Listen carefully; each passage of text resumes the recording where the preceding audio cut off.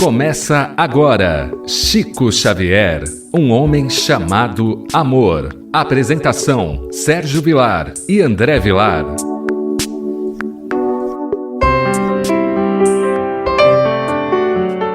Queridos amigos da Rádio Boa Nova, estamos iniciando nesse momento o programa Chico Xavier, um homem chamado amor.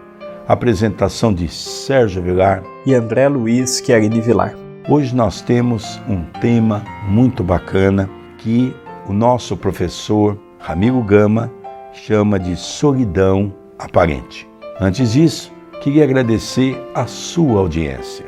Gostaria de agradecer o seu carinho, gostaria de agradecer esse momento tão importante que nós estamos vivendo ao falar da vida e obra desse grande missionário que Jesus convidou para as terras de Vera Cruz para a implantação do seu evangelho. Tudo bem com você, André Luiz? Tudo bem, querido Sérgio. Que alegria e que responsabilidade iniciarmos o programa Chico Xavier, um homem chamado amor. Falar de Chico Xavier é um desafio muito grande, porque foi um homem que espalhou amor, espalhou bondade, espalhou claridade. Falarmos dele é um desafio imenso. Gostaríamos também de deixar os nossos meios de comunicação para que o nosso ouvinte possa interagir conosco. O WhatsApp do programa é 19 997 78 2794 e quem quiser acompanhar o Sérgio no Instagram, @sergio.vilar.37 e o meu @André Luiz C. Vilar. O nosso programa ele vai o inédito para a programação da Rádio Boa Nova aos domingos pela manhã e logo depois nós colocamos no canal no YouTube da TV A Caminho da Luz. Então quem quiser acompanhar este e outros programas também pode assistir pelo YouTube, TV A Caminho da Luz, youtube.com/TV A Caminho da Luz. Nós vamos estudar então solidão aparente. É um fato muito interessante. Hoje nós vemos que os oradores do movimento espírita, os trabalhadores querem público. É engraçado, o André uma vez ligou para um desses oradores que é bambambam no movimento espírita. E a primeira pergunta que foi feita é: qual o número das pessoas que vão me assistir? Qual é o público? E o André diz um número, nem resposta ele não deu. Vamos ver Chico Xavier na sua simplicidade, que eu acho que ainda são essas ações que ainda não tocou o coração dos trabalhadores, que ainda querem aplauso, ainda querem público, parece que estão no teatro dando show. Nós estamos muito preocupados com o movimento espírita, na maneira com que ela está sendo conduzida. Chico Xavier foi um exemplo de humildade e nós vamos ver isso na lição de hoje. Nos meados de 1932, o Centro Espírita que o nosso querido Chico fundou, Centro Espírita Luiz Gonzaga, estava reduzido a 4 ou 5 pessoas. José Hermínio Perácio, Dona Carmen Pena Perácio, José Xavier, o irmão do Chico, Dona Geni, que era a cunhada do Chico, e o nosso querido Chico Xavier. Os doentes e obsidiados surgiram sempre, mas logo depois das primeiras melhoras desapareciam como por encanto. Perácio e a senhora, contudo, precisava transferir-se para Belo Horizonte por impositivos da vida familiar. O grupo ficou limitado a 3 companheiros. Mais para frente nós vamos ver ainda a desencarnação de José Xavier. Então, a vida do Chico, hoje nós vemos ele na mídia, nós vimos a belíssima bilheteria que o seu filme teve no ano de 2010. Quase 3,5 milhões. Ano de seu centenário. Então, hoje, falar do Chico, hoje você procurar por referências de Chico Xavier na internet, dá a entender que o Chico sempre teve a popularidade que teve. E não foi assim no começo. O começo foi muito difícil, o Chico e os companheiros foi muito discriminado. Veja, Carmen Perácio e José Hermínio Perácio ficaram com o Chico aproximadamente 5 anos. Desde 1927, quando eles tratam da irmã do Chico. E o Chico conhece o Espiritismo através do Livro dos Espíritos e do Evangelho. Então, foram um casal que abraçaram um compromisso com o Chico, mas, por imperativos da vida, necessidades familiares, eles tiveram de sair de Pedro Leopoldo para ir para Belo Horizonte. Então nós vemos que o grupo que já era pequeno ficou ainda menor. Esse, André, era o grupo de trabalho, que se resumia nessas 5 pessoas. Mas aqui é um detalhe que nós não podemos deixar passar desapercebido. O número de obsidiados eram muitos, chegavam de maneira violentíssima. Nós já até vimos uma história daquelas irmãs que chegavam acorrentadas dentro do centro, um processo obsessivo daqueles terríveis. Só que nós também aqui percebemos uma coisa, André, que desde 1932 acontece hoje.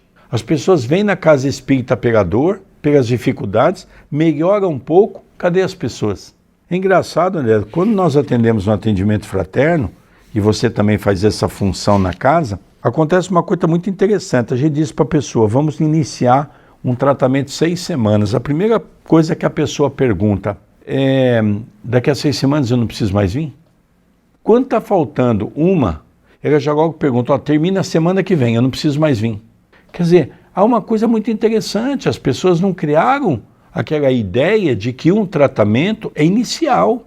Não significa que em 6 semanas vai se resolver o problema. 6 semanas é um início de uma jornada para a pessoa poder começar a compreender o que é o espiritismo. Porque muitas das soluções que ela busca no centro espírita, ela não vai encontrá-la, mas vai encontrá-la exatamente dentro de si, que é a reforma íntima, que é o trabalho de eliminar o homem velho. Isso não é tão simples. Mas dando continuidade, André, então nós já vimos que de 5 saiu o casal Perácio, que teve um papel fundamental para Chico Xavier. Então Chico viu a primeira psicografia naquela reunião na casa, que foi recebida pela dona Carmen, que era uma mensagem da sua mãe, onde falava de todos os filhos e tinha uma mensagem especial para o Chico. Então o Chico tinha nesse casal uma confiança muito grande. A gente fica imaginando, André, o Chico com aquele início de trabalho, como é que para ele foi difícil sair o casal que mais experiência tinha no grupo. Dona Geni, que era uma cunhada, porém, a esposa de José Xavier, adoeceu e a casa passou a contar apenas com os 2 irmãos. Veja, aqui, Geni já se afasta. Ficou o Chico e ficou José. E é importante nós dizermos que Geni ela passa a ter dificuldades que veremos ao longo do livro, ao ponto de ter que ficar muito tempo internada e o Chico cuidar dos 2 filhos desse casal ao longo da existência. Então a gente vê que fato interessante também. Mas olha, André, ficou os 2, mas não parou por aí. José, no entanto, era celeiro e naquela ocasião foi procurado por um credor que ele vendia couros. Credor esse que insistia em receber-lhes os serviços noturnos, numa oficina de arreios em forma de pagamento. Por isso, apesar de sua boa vontade, necessitava interromper a frequência ao grupo, pelo menos por alguns meses. Logicamente, José devia dinheiro e a pessoa queria receber. E ele diz, não, então você vai pagar com serviço noturno. Então a gente percebe que José tem que se afastar do centro por alguns meses. Resumindo a história, André, ficou somente Chico Xavier na casa. É igual que nós vemos hoje. Às vezes nós entramos numa casa espírita e nós encontramos centenas de frequentadores, encontramos dezenas de companheiros dedicados a uma atividade, pelo menos na casa, mas que pode contar mesmo são poucas pessoas. Em todo o grupo ainda se vê essa dificuldade. Pessoas que realmente querem o trabalho. Nessa história, eles não abandonaram por falta de fé, por falta de convicção ou por milindre. Tem momentos na nossa existência que nós somos pegos de surpresa.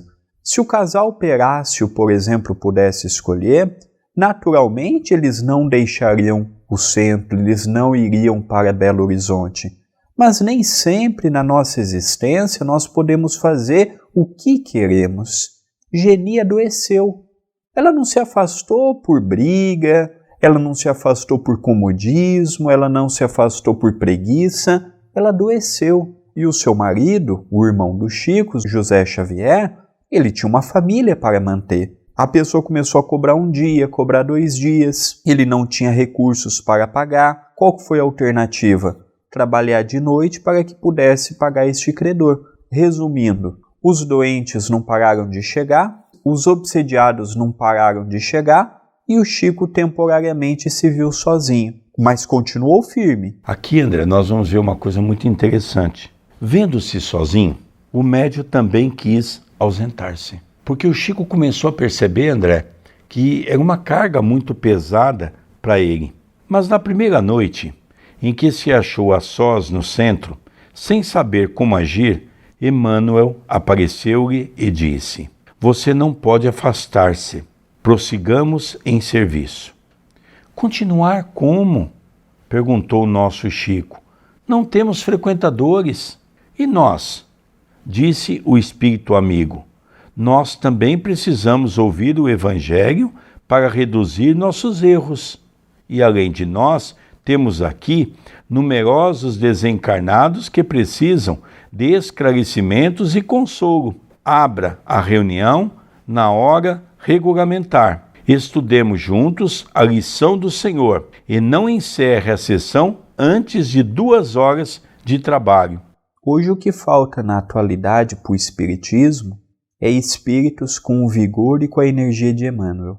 Hoje nós temos visto que as casas espíritas o que menos se tem é o ouvido à espiritualidade. O encarnado faz do seu jeito, o encarnado faz da sua conveniência, o encarnado faz conforme vai lhe ser melhor. Hoje, poucas casas espíritas ouvem o mundo espiritual. É evidente que na condição de encarnados, nós também temos autonomia para a direção de um centro, mas o conselho dos espíritos é fundamental. Emmanuel vê que o Chico, se vendo sozinho, ele diz assim: eu também vou pular fora, porque como é que eu vou dar passe? Como é que eu vou atender? Como é que eu vou colocar água fluidificada? Como é que eu vou falar do Evangelho? Como é que eu vou psicografar? Como é que eu vou fazer tudo isso sozinho? Os companheiros tiveram que se ausentar. Eu também me ausentarei. E aí Emmanuel fala: não, eles tiveram que se ausentar, mas você não tem essa necessidade.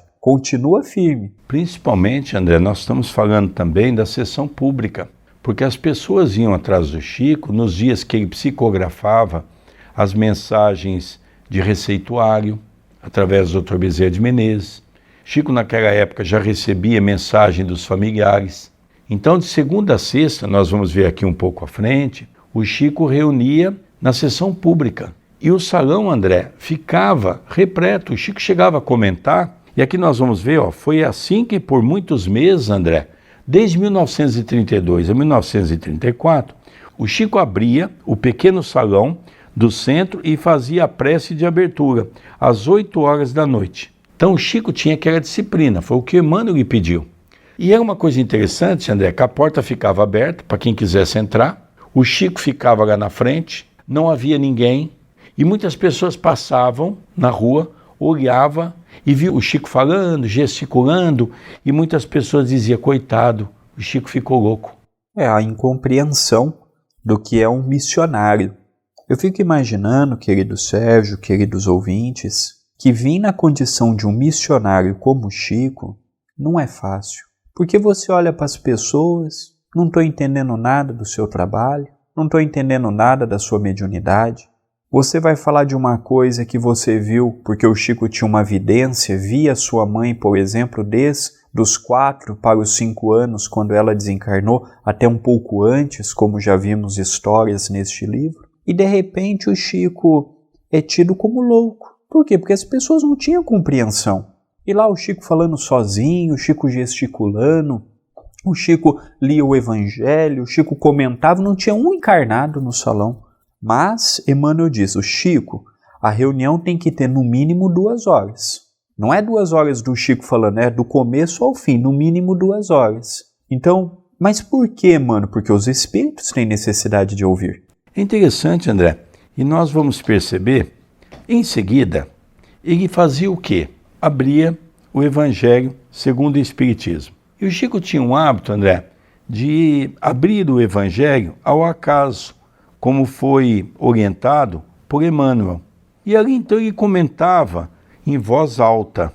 Por essa ocasião, André, é que nós percebemos que o Chico começa a desenvolver um outro tipo de mediunidade. A vidência nele alcançou maior lucidez. Via e ouvia dezenas de almas desencarnadas e sofredoras que iam até o grupo à procura de paz e refazimento. O Chico era jovem ainda, 22, na casa dos 22 aos 24 anos de idade, quando começou este despertar da sua clarividência, da sua vidência, da sua audição mais nítida no mundo espiritual. Quando o Chico tinha de 4 para 5 anos, que a sua mãe desencarnou, ele via mais a sua mãe. Ele ia no quintal, ele conversava mais com ela, depois o Chico foi se tornando um rapazinho, se tornou um homem, ele via mais a sua mãe. Começou a ver Emmanuel. Agora não, agora a sua vidência está mais apurada. E ele não vê apenas a sua mãe, não vê apenas Emmanuel, ele passa a ver muitos outros espíritos que até então ele não via, que ele não percebia, não entrava na sua faixa de evidência. O Chico ele foi um médium que ele foi adquirindo a percepção conforme a sua maturidade também. Porque apesar dele ser um espírito muito lúcido, extremamente esclarecido e evangelizado, o Chico não poderia, num planeta de provas e expiações, já aos 5, 6 anos, ver nitidamente, ouvir nitidamente os espíritos, porque de fato iria para um sanatório se acontecesse isto. Ele precisava ter essa evolução gradual. É verdade.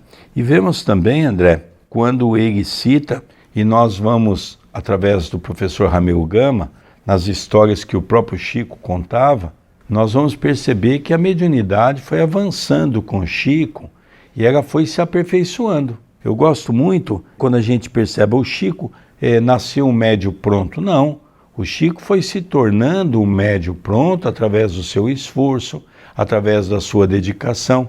Imagine um jovem de aproximadamente 22 anos, 23 anos e 24 anos, foram 2 anos. Um jovem nessa altura, ficar por 2 horas lendo o Evangelho, falando.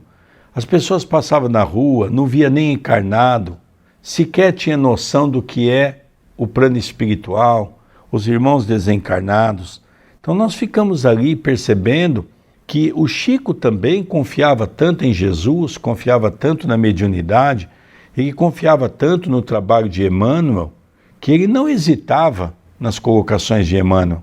E Emmanuel via a necessidade de que o Chico fosse depurando a mediunidade para que ela pudesse. Então é interessante que o Chico não fala que apenas via os espíritos. O Chico via os espíritos e o Chico ouvia os espíritos. Então a gente percebe que ele vai desenvolvendo as aptidões da mediunidade. Então isso era uma coisa muito comum na vida de Chico Xavier.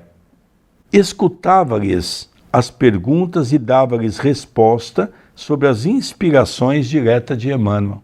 Veja, André, ele fazia o chamado atendimento fraterno para os espíritos. Exatamente, isso é muito interessante.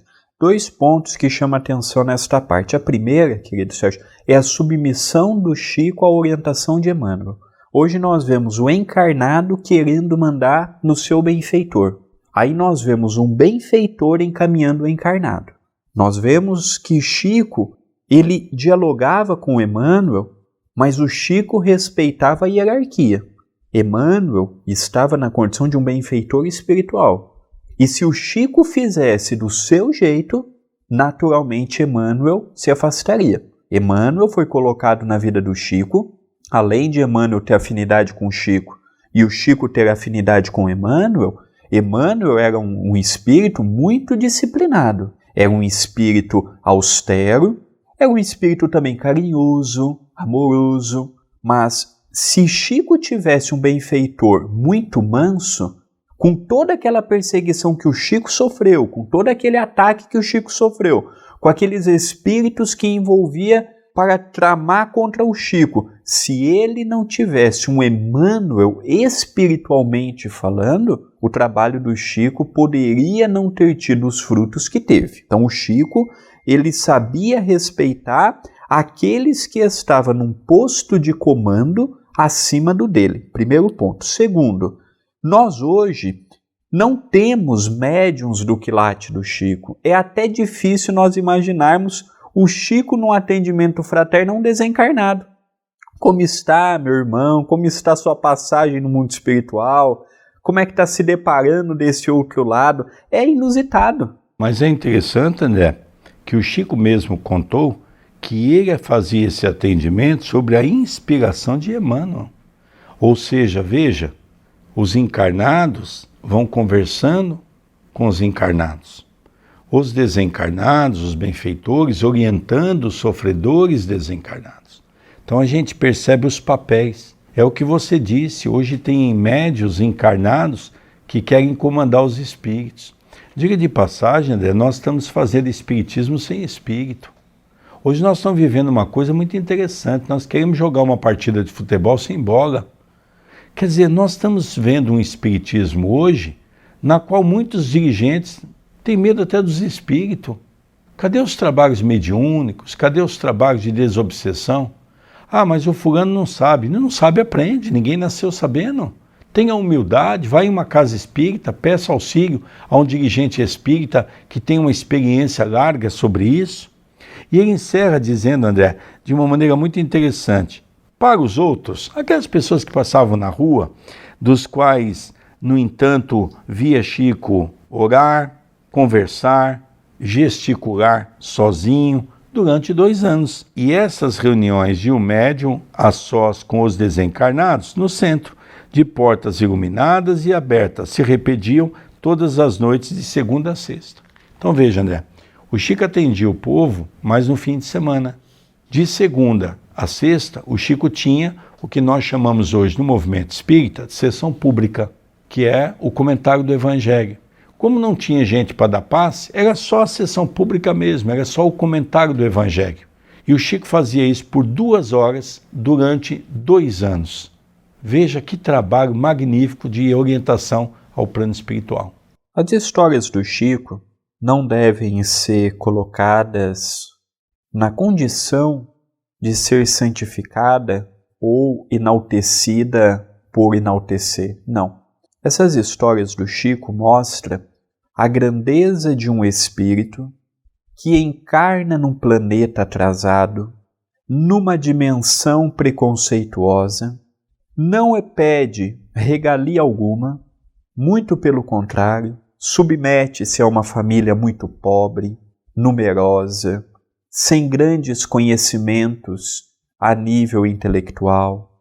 O Chico, ele sofre desde muito cedo com o ataque de espíritos opositores à mensagem do Cristo, mas vemos o esforço daquele jovem, a dedicação, a perseverança, a submissão aos conselhos de Emmanuel, que esteve com ele a existência toda. Então nós passamos a admirar o Chico por histórias como esta, porque por bem menos nós temos visto companheiros abandonando o barco, deixando os espíritos na mão, deixando a responsabilidade por falta de pessoas, que na maioria das vezes é mais falta de convicção do que outra coisa.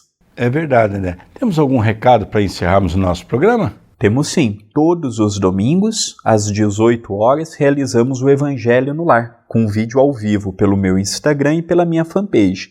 Então, as pessoas que quiserem acompanhar, o Instagram é @AndréLuizCVilar e a fanpage é só você procurar por André Luiz Querini Vilar e deixar o seu like na página. Todos os domingos, às 18 horas, horário de Brasília. Nós vamos encerrando então o nosso programa Chico Xavier, um homem chamado amor, agradecendo a nossa audiência, agradecendo aos nossos irmãos o carinho, a proteção, rogando a Jesus que possa continuar nos abençoando e nos iluminando. Até o nosso próximo programa.